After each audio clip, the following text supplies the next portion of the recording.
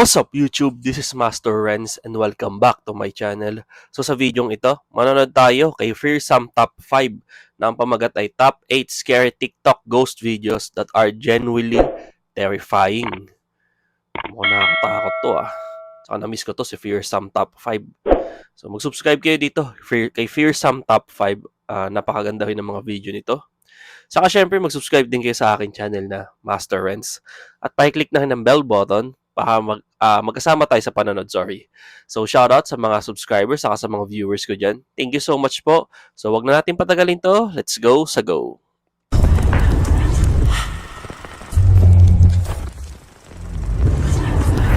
Welcome to Fearsome Top 5. Prepare to take a look at 8 scary ghost videos caught on TikTok.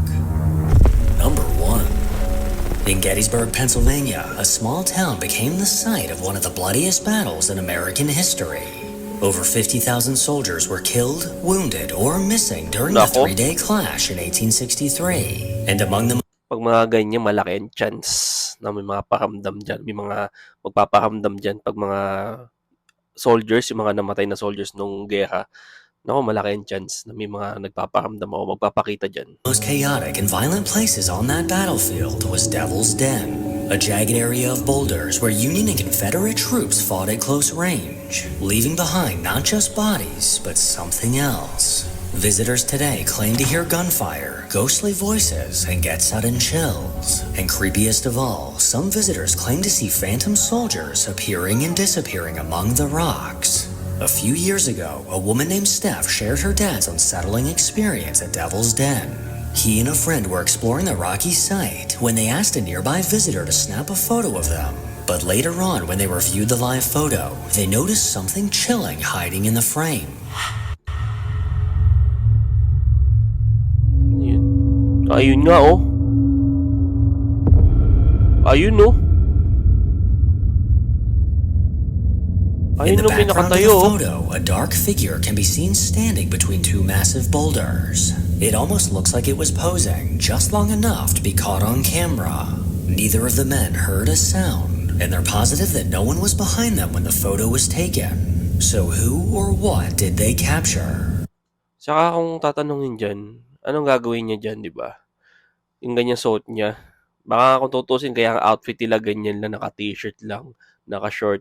Bukod sa siyempre nagbubundok or gumagala. Baka mainit ng panahon na yan. Tapos isipin mo, ganyan ang outfit, ang init-init. Diba? And could this be proof of the phantom soldiers that are sometimes spotted at Devil's Den? Number 2. A man named Ross took to TikTok with what he believes might be evidence of the paranormal. After recently losing his father, Ross installed several security cameras in his dad's home. But what he didn't expect is for one of them to capture this. Ano kaya to? Ito may shadow.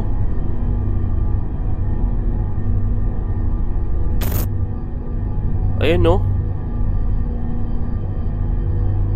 may anino.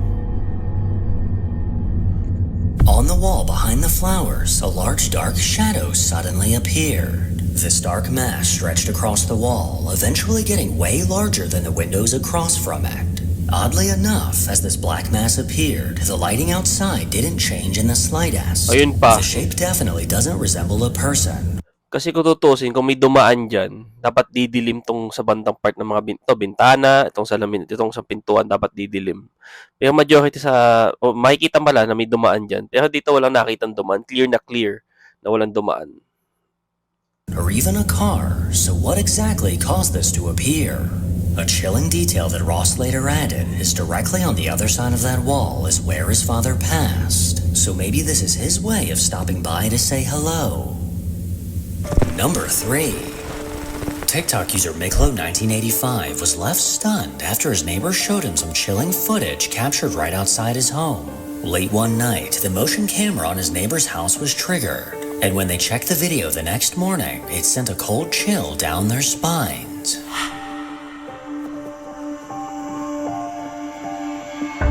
Oh, katakot to. Ang creepy nito.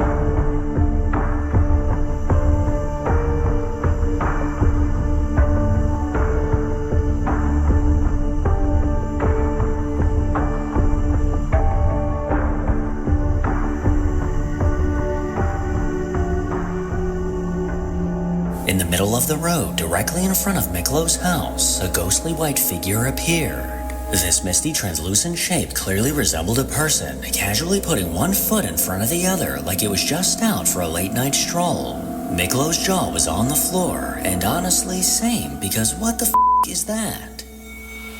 Number 4. Napamura na lang siya. Over on a TikTok account run by a man named Michael, a video was posted that caught my eye. According to Michael and his wife, they often hear the unnerving sound of a baby crying inside their home, which tends to freak them out considering there's no babies in the house. After dealing with this for some time, they finally got proof of what they were hearing.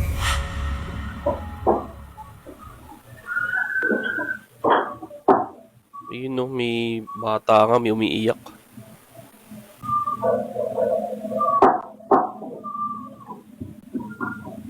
Oh, napahinto siya oh.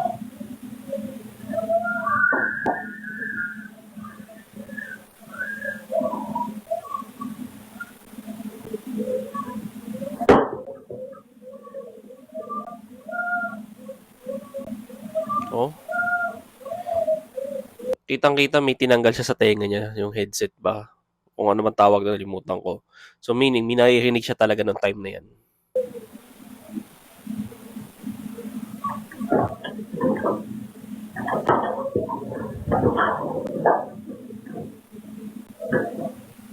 Hey. Yeah. Did you hear baby crying? No, I just opened the door. Oh, I thought that's why you opened the door. I heard it crying a long time in here. May orb pa oh. As Michael came up the stairs, he was immediately greeted by the familiar sound of a baby crying. He listened closely as this eerie disembodied voice continued to shriek.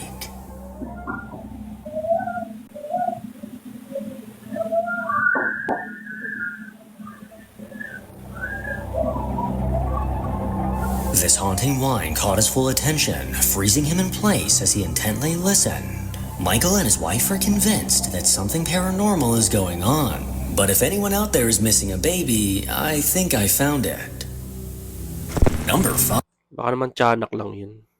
Uso kaya tiyanak sa kanila, sorry. A man named Tristan has been documenting the hair-raising activity that surrounded him for the last 3 years. On his TikTok account, you'll find countless videos of his experiences that he hasn't been able to explain.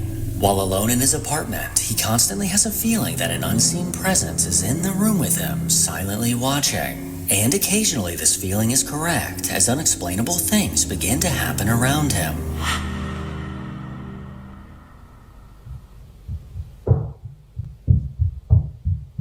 Parang may tumatakbo ah. Oops! Gumalaw. Si Hinto. Walang lubid to ah. Oh, gagalaw ulit.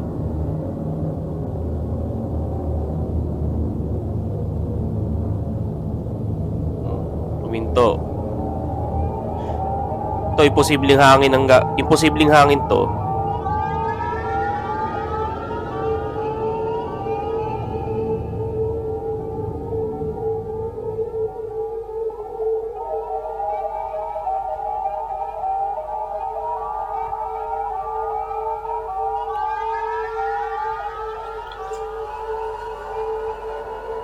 As he laid in bed, the faint sound of knocking caught his attention, and just as he began recording, his bedroom door slowly started to close. He sat staring ahead, frozen in fear as he watched the door move. And eerily enough, as he continued recording, countless orbs can be seen floating past his camera. As creepy as this was, you'd be surprised to hear that he's actually captured worse. Oh, meron pa.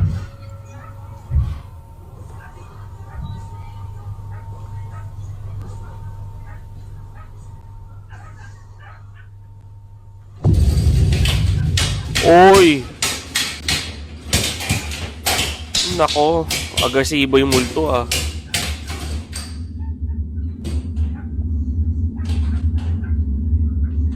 Oh, lalapitan niya, lalapitan.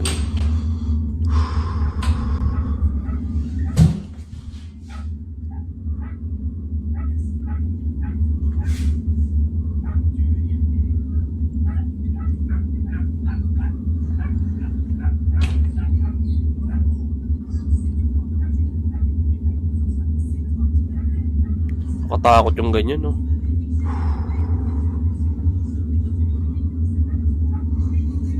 So, ikaw lang yung nakakatakot yun, ikaw pala mag-isa?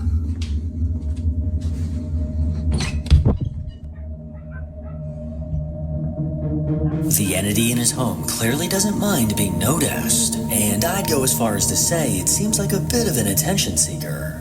As time went on, not much seemed to change. The unsettling sounds of knocking continued around the apartment, and one day, after deciding to set up his phone to record, he caught way more than he expected. Là, je suis en train de me battre pour mettre les diagrammes et les chiffres, c'est normal. Uy, nako, nambabato na.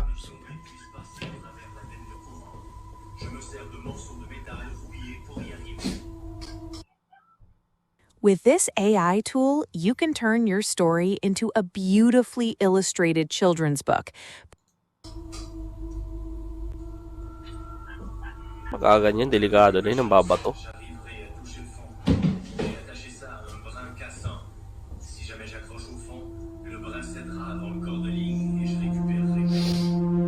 After the camera was recording for some time, it eventually caught a plastic box getting violently thrown from a shelf. But it also caught something you may have missed. Just before the box was thrown, something chilling can be seen in the doorway. A ghostly figure hauntingly stood in the darkness before eventually walking towards the left. Its pale face was motionless as it stared towards the camera, and its presence is undeniable as it clearly walked out of frame. This unnerving face must belong to the entity that's infested his home. And after catching this, my stuff would have been packed up and on a U-Haul immediately. Number 6. Kahit sino naman, nilipat na ng bahay pagka ganun, no? Pag yung multo, yung tipong kulang sa pansin. A woman on TikTok that goes by Villain's Deeds has a sister who's currently fixing up an old cabin in Oregon. Often while she's in the cabin, her toddler and dog are by her side. But over time, she's noticed her toddler occasionally talking to someone who isn't there. One day as she pulled up to the cabin, she could have sworn she heard a phone ring. A ring that sounded like it belonged to an old house phone. Trying to catch it on camera, she began recording, but she ended up catching something entirely different.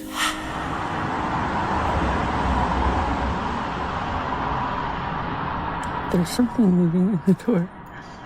The thing is, that door in there is really stiff. Hindi siya makababa, Like all of them are. So, there's nothing hanging there. What the fuck is that? It's creepy. It's gotta be something. I don't know, like, what the fuck? It just fucking, what the fuck? Napapamuhan na lang si ate niyo. Holy fuck. She quickly noticed what looked like a dark figure standing on the deck. Yung pala, This black silhouette stood completely still until it suddenly began to move, appearing to drift inside of the house. Her heart began to race as she knew there was no one at the house besides her, or at least that's what she thought. Number 7. Mga bahay dun uso sa ibang bansa nga, na yung bahay mostly sa gubat. Mga ganyan, nauuso yan. The Old South Pittsburgh Hospital, located in Tennessee, is renowned as one of the most haunted locations in the state. Established in 1959, it served the community until its closure in 1998. Since then, it's become a focal point for paranormal investigations. From shadowy figures roaming the halls to the ghostly voice of a child calling out in the night. The stories that echo through these halls are downright bone-chilling. A woman named Holly Davenport from the Fearful Encounters Paranormal Group recently ventured to this abandoned hospital, and while investigating inside, she managed to catch something downright terrifying. Pag hospital talaga, uso yan. Malaki ang chance pag hospital. Ayun, no? As she walked down the hallway, Holly slowly panned her camera kanina to the wala. right, capturing the empty corridor ahead. But the moment she swung it back around, something had changed. Now standing directly in front of her was a tall, dark figure, Ito, si Slender Man. unnaturally thin and dark as night. It didn't move, it didn't make a sound, and somehow Holly hadn't noticed the ominous presence just a few feet away. But when she caught a glimpse of it on her phone, her eyes quickly widened and her jaw hit the floor. Number 8. Lalaglag na ng pangan niya. For the past few years, a man named Josh has been documenting the chilling activity unfolding in his home. With cameras placed throughout the house, he's made it his mission to capture evidence of the entity he believes is tormenting him. From objects moving in the middle of the night to faint shadows darting across the walls, Josh is convinced that something dark somehow attached itself to him. And over time, he eventually caught proof of the things he's been experiencing.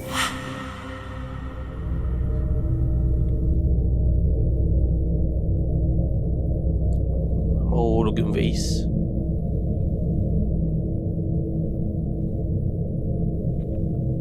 Tumumba nga, oh.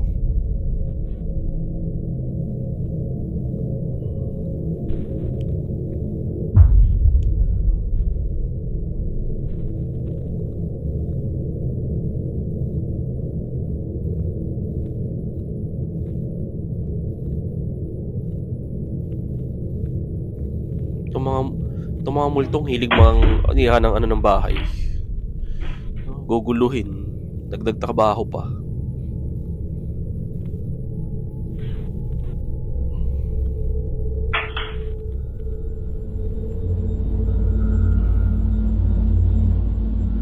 In the darkness of his basement, an unseen force made its presence known as several objects in the room began to move. First the tree, then the doll, and lastly the plant all fell to the floor without an apparent reason. Then oddly enough, the room began to fill with orbs. A couple weeks later, Josh almost fell out of his chair after hearing what was caught on the camera in his kitchen.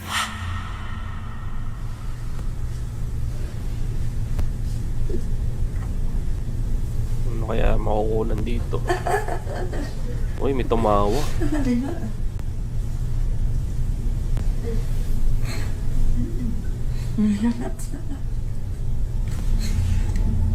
May boses ah. The room was still and no one was around, yet somehow a disembodied laugh was caught.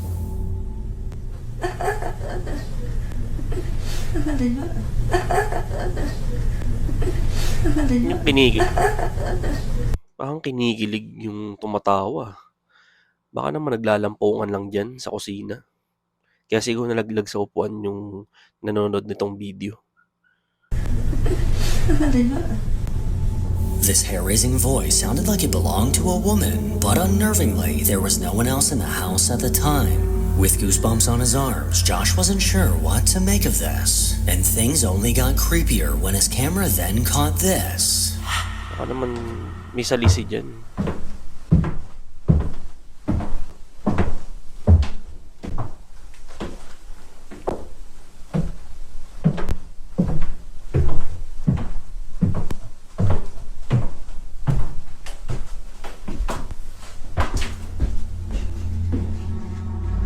The undeniable sound of footsteps were caught in his basement.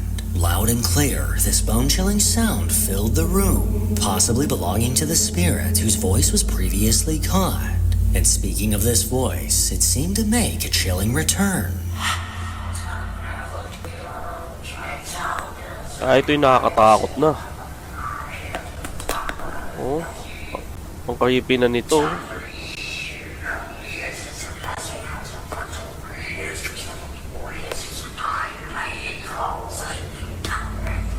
Just outside of his bathroom, a menacing voice seemed to be speaking directly into the camera. With a raspy tone, it spoke in full sentences, although it's hard to tell exactly what it's saying. He thought this was the creepiest thing he'd caught yet, but little did he know he was about to catch something Makakulang sa lambing. horrifying.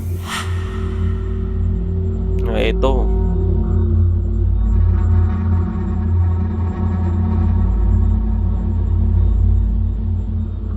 Around 8 p.m., a dark figure was caught walking through his kitchen.